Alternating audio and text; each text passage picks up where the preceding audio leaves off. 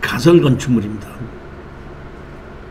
가설 건축물은 지금 아까 농사를 짓는 사람이 관리사를 지어도 가설 건축물이고, 농막을 지어도 가설 건축물이고, 체리형 쉼터를 지금 짓는 것도 가설 건축물입니다.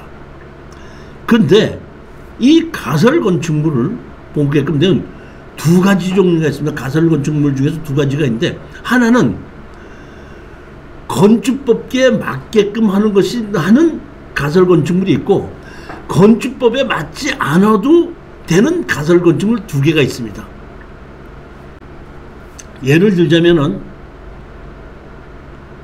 어디 전시장을 만든다든가 어떤 건설 현장에 가설 건축물을 짓는다든가 할 때는 건폐율과 용적률을 적용하지 않고 가설 건축물로 해서 그대로 만들어지기 때문에 건축법을 적용하지 않는 겁니다. 그러니까 담당자가 판단했을 때 이거는 공사가 끝나면 공사 기간만 사무실로 쓰겠다, 전시할 때만 쓰겠다 했기 때문에 따로 얘기를 하지 않아도 그거는 자동적으로 그 기간이 끝나면은 철거할 수 있다는 걸로 보게끔 되면 건축법을 적용하지 않고 가설 건축물 허가를 내줍니다. 그런데 그렇지 않고 내가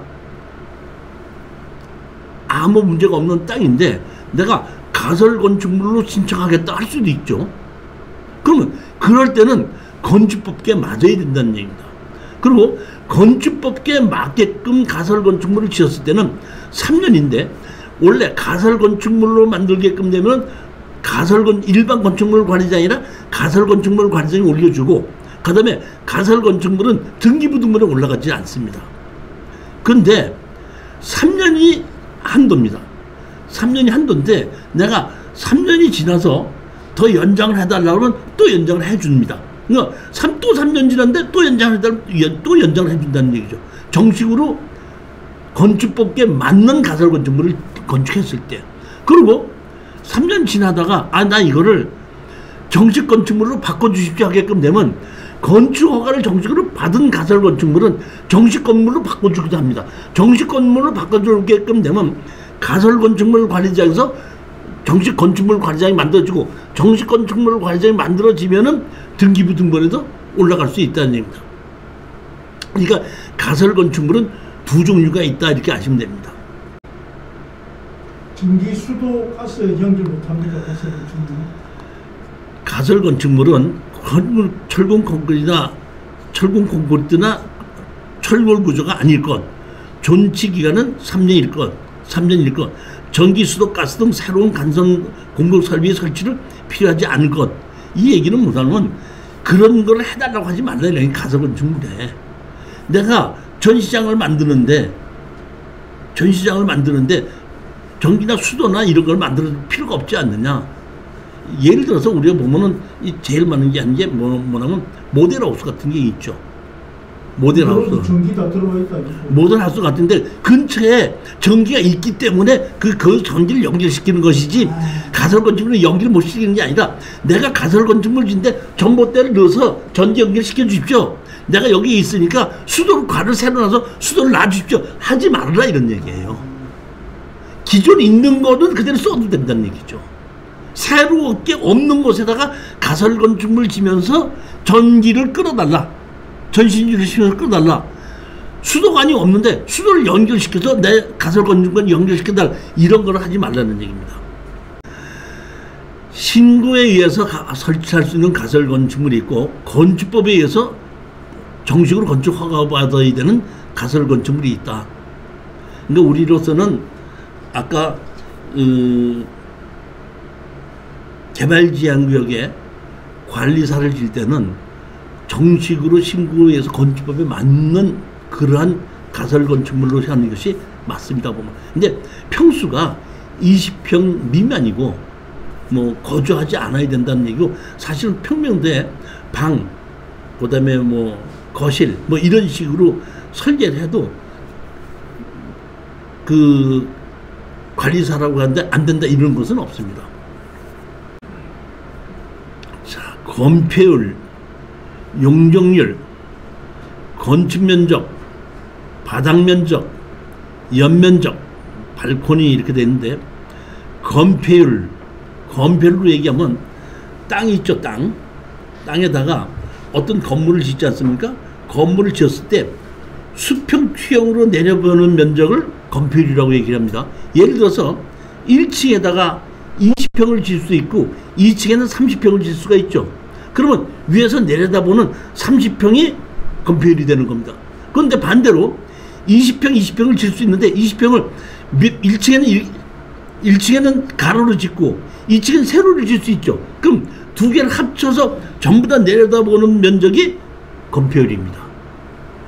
용적률은 각 층에 있는 것을 전부 다 합친 것이 용적률인데 전체 면적을 얘기하는 것인데 이 용적률은 지하에 있는 땅은 용적률에 들어가지 않습니다. 지하는 5층을 파든지 6층을 파든지 간에 용적률이 들어가지 않기 때문에 얼마든지 자기 마음대로 팔 수가 있다는 얘기입니다. 건축면적 하면 우리가 건폐율과 같은 비다고 생각하시면 된다. 건축면적, 바닥면적 1층은 30평, 2층은 20평, 3층은 뭐 15평 이런 식으로 각 층에 한 층 한 층의 바닥면적을 얘기하는 게 바닥면적이고 연면적은 지하에 있는 용적률에 들어가지 않는 지하가서부터 옥상까지를 전부 다 합친 것이 연면적입니다. 그 다음에 발코니 있죠. 발코니가 있고 테라스가 있죠.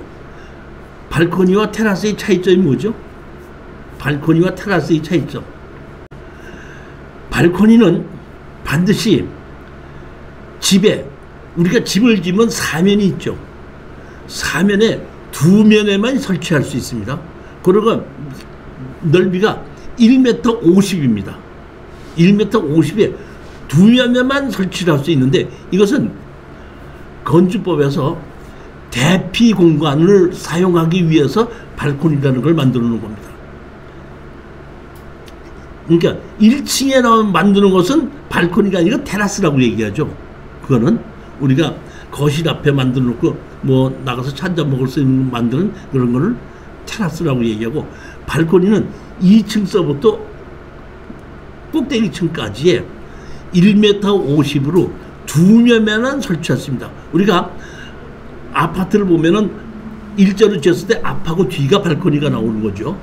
그런데 네 개를 같이 지었을 때는 두 면에만 발코니를 만들 수 있고 면적은 1m 50까지만이 만들어 놓고 이 발코니는 건축 면적에 들어가지 않습니다. 테라스는 1층 바닥에 앞에 나오고 그렇죠. 그게 테라스입니다. 그건 상관이 없습니다. 뭘 해도 상관이 없습니다. 자, 넓게 2m, 3m 해야 된다고는 상관이 없어요. 근데 지붕을 만들게끔 되면은 지붕은 1m 50이 그렇게 났을 때 2m 50이 들어가는 데서부터 건축 면적에 들어가요. 예를 들어서 내가 발코니를 3m를 만드는데 3m 위에다가 지붕을 만들었다 그러면 1m 50이 들어간 곳에서부터는 건축 면적에 들어가는 겁니다. 발코니 얼마를 만들지는 자기 마음입니다. 발코니는 1m 50이고 건물의 두 면에만 만들 수 있는 겁니다. 원칙적으로 발코니는 불이 났을 때 대피 공간이 가장 큰 목재라고 보시면 됩니다. 근데 요새는 다 그거 확장을 다 해줍니다. 이게 확장을 하는데 확장을 할 때도 대피 공간은 만들어주는 거지. 사람이 불이 났을 때는 그 뭐랄까 금방 하나 그 뒤에는 그렇죠. 딱 하나는 그대로 한 두 군데는 그대로 두죠 보면 근데 아파트는 그 나머지는 확장하는데 제가 보기에는 그 노무현 정부에서 이때 이 발코니를 이렇게 트게끔 만드는 것은 저는 건축을 하는 입장에서 보면 반대해요. 원래 이 발코니라는 것은 이렇게 만드는 거예요. 우리가 옆집하고 옆집에 벽이 있죠. 그 벽도 사실 밑에는 스티로폼 같은 걸로 막아놔가지고 이쪽에서 불이 났을 때 밑으로 내려가는 것뿐만 아니라 옆을 차고 옆집으로도 갈 수 있게끔 만드는 것이 뭐야? 발코니예요. 그러니까 그런 대피 공간을 쓸 수도 있게끔 하고 그 다음에 대피 공간이 좀 작다고 하더라도 발코니에다가 뭐 다른 화분이나 이런 걸 놓을 수 있는 그런 공간을 좀 만들어주는 거거든요. 그런 그린존이 좀 있어야 되기 때문에 그런 공간인데 그거를 넓혀서 하라. 건축을 하는 사람의 입장에서 보면 그건 좀 아니지 않느냐 싶은 생각이 드는데 지금도 다시 원대 복귀도 시키지 못하고. 그 오피스텔이라는 발코니를 못 두게 돼 있습니다. 없잖아요. 오피스텔 같은 경우에 발코니를 다 넓게 했을 때 그 사실은 보면 건축법에 의해서는 대피 공간이 없을 때는 문제가 있는 거죠. 자, 그 다음에 또 하나는 가장 중요한 것이 아셔야 될 것은 뭐면 우리가 옥탑을 만들죠. 박공 지붕은 기와인데 슬라브 지붕이 편이지 않습니까? 그 슬라브 지붕 경우에 옥상에 올라가게끔 계단을 만들 수도 있고 슬라브 지붕이라도 옥상에 올라가지 못하게끔 만드는 경우가 있죠. 근데 옥상에 올라가게끔 만들 때는 계단에 위에다가 지붕을 씌울 수가 있죠. 그 지붕을 씌우는 것이 총 면적의 옥상 전체 면적의 8분의 1 이하일 때는 건축 면적이 안 들어가거든요. 그러니까 우리가 옥탑방 무슨 뭐 고양이 뭐 이런 얘기가 나오지 않습니까? 그러니까 면적이 넓다는 옥상 면적이 예를 들어서 뭐 50평 된다 그러면 50평의 8분의 1이면 한 5, 8, 40, 4평. 한 8분의 1이니까 50평, 5%에서 한 4평 아니에요.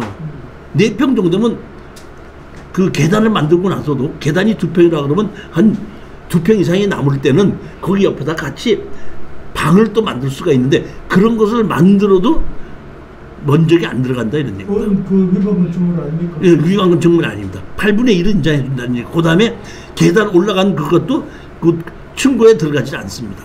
8분의 1까지는. 8분의 1이 넘어가게끔 되면 건축 면적에 들어갑니다. 그러니까 8분의 옥상 면적에 8분의 1 이하로 만들게끔 되면은 안 들어간다는 얘기고 지금 우리가 뭐 1층에 주차장을 만들기 위해서 삐로티를 만들지 않습니까? 삐로티도 층수에 들어가지 않습니다. 건축 면적에 들어가지 않습니다. 건폐율 용적률 건축 면적 바닥 면적 연면적 발코니